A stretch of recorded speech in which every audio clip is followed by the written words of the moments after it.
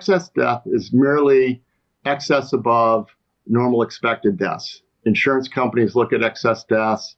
CDC and health authorities look at excess deaths. Death numbers are pretty predictable over time. They don't change much.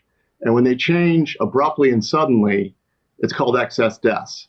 And we saw in 2021 a huge increase in excess deaths, especially in insurance company group life policyholders, which, just so you know, studies have been done. They're much healthier than the general U.S. population. So this is a group life policyholder working for a Fortune 500 company or a mid-sized company. This is one of those throwaway benefits everyone gets when they sign on board. And if you die and you're still working for the company, your family gets, or your parents get, depending upon whether you're married or not, 1 or 2x times your salary death benefit. Now, these things exploded in the third quarter of 2021, especially for millennials, 25 to 44. The insurance industry, these are not my numbers, Society of Actuaries saw 84% excess mortality into the third quarter of 2021. Now, you may ask, well, why did that happen?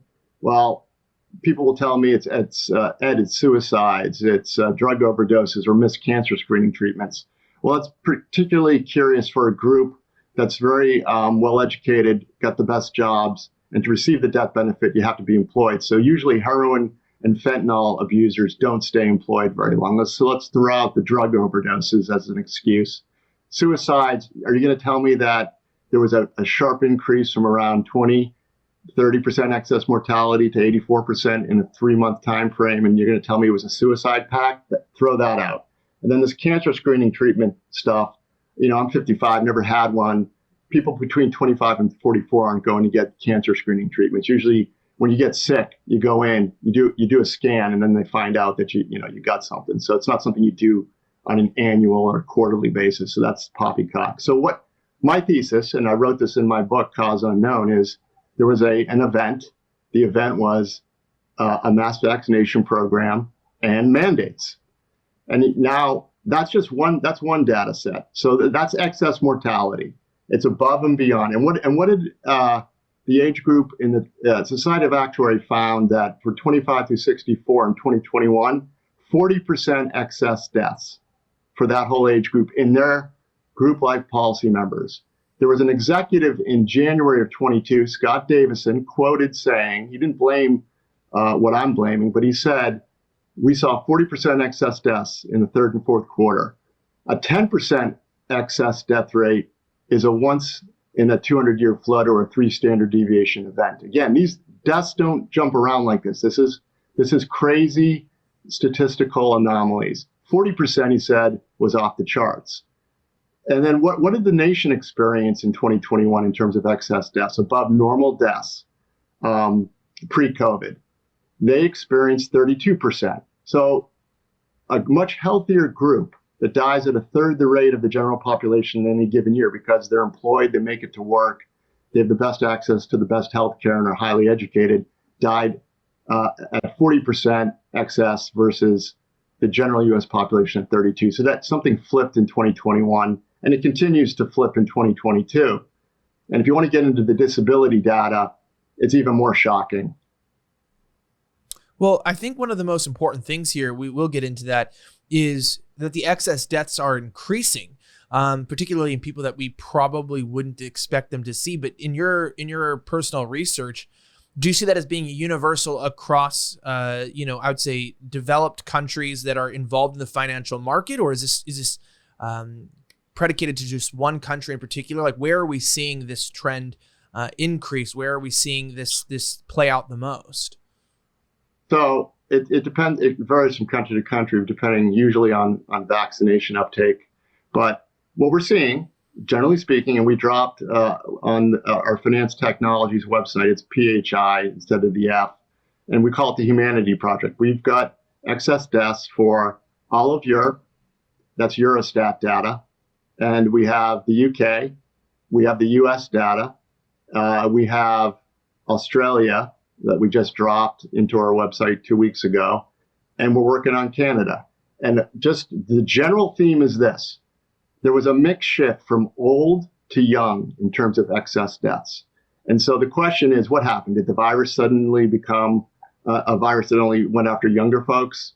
I would love to see any virologists or epidemiologists suggest that. So what happened? And my thesis is, and our thesis is, it has something to do with the vaccines. Now, if we're wrong, that's fine.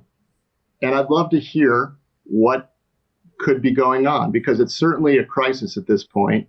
And when I get into the disabilities, you'll see what I'm talking about. Deaths are bad, but the disabilities are 4 to 10x what the deaths are, and that has economic implications. But at the very least, we saw in 2020 a hype of all the deaths. We had ticker tapes of death numbers at the bottom of CNN and MSNBC and NBC every night. We had COVID cases. Now we have excess death that's continuing into 2022, and nary a peep about it. It's crickets. So at the very least, what is going on and why is no one talking about it? If I'm wrong, I would admit it in a heartbeat, but I've yet to see any other explanation to explain these excess deaths in these countries. And they don't seem to be occurring in the sub-Saharan countries. Now, the data there is not as good, and we want to do an analysis of that eventually, but we just need to find a country that has good data. We might look at South Africa, which has a very low vaccination rate. But this is where we are. It's a disaster, and there's not any health authority wanting to investigate this or even highlighting it. And that's why we have this new term, sudden adult death syndrome, which is nothing more than a euphemism. It is scary, honestly, like deep down inside, because I'm currently broadcasting from Australia, and not only do they have a massive drop in birth rate here. I mean, statistically, it's insane. But on top of that, I know that they have 97.3% of their population that has been vaccinated over 16 years old. And that does vary from territory to territory. But the overall national average of a country of over 25 million people, it's quite strange that fact checkers came out to say that the 16% increase of excess deaths here in 2022 was false. And then when you read the record, it says it's actually somewhere between 12.2 and 16.6%. But there's no explanation of why in working adults, and also in those that are like, the 24 to 54 range, why they're dying at an increased rate. And even in, cities like Melbourne, they're installing heart defibrillators in residential neighborhoods, like fire hydrants. And so when you see the correlative, evidence, it almost seems like out here, though, there's pressure on citizens that if they were to question, or even, there's people here that won't even tell their spouses about adverse effects from the vaccines because they don't want to be seen as one of those people or a conspiracy theorist, and the sort of stigma that goes behind something. My question for you is, if an average person can be labeled, can be completely disregarded, as a financial expert, someone that I assume has had a with your portfolio has had a lot of success, has a reputation, things on the line. Why are you willing to ask these questions? Like, what benefit is there from investigating this long term if the cost is so high to you as an individual?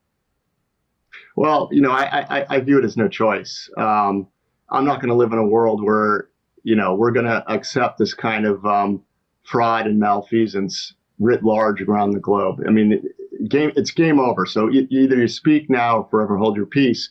And so the good news is I'm still in America. There's still freedom of speech. Now, I'm lucky that I don't have a doctor's license to go after or a bar license to go after. I'm just a financial guy who has an investment thesis that I've now turned into a thesis about what's going on with the vaccine. That's my thesis.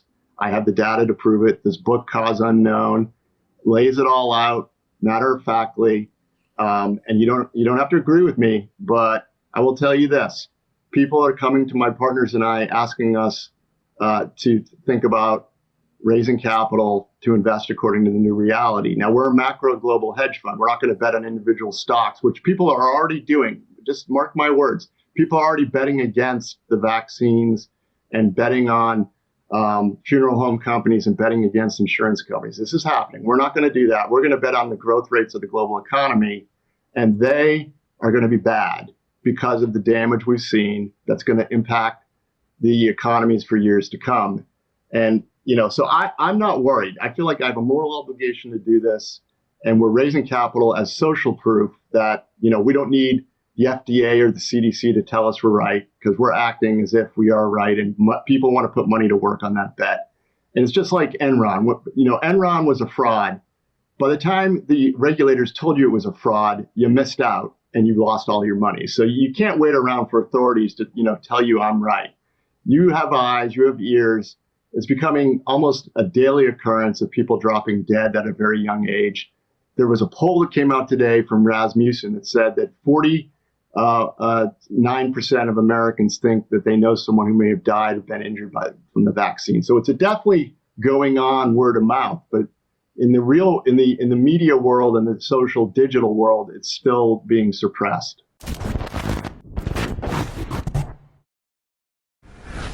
Don't forget that it's not just deadly injections or things out there that people are trying to push upon you, but your dog is a special friend. Nobody talks back to you less than your dog. In fact, your dog is there for you in the deepest and the hardest times. And many of you know you want to give your dog good food, but there's a harmful ingredient in all dog food, or almost all dog food, I should say. It's a mystery ingredient that may be causing your dog many health problems. It's made up of spoiled meat and food processing and packaging waste. It's disgusting. You wouldn't eat it yourself. And if you saw what goes into it, you would never feed it to your dog. What is this mystery ingredient? Well, it's called meat meal. I call it mystery meat.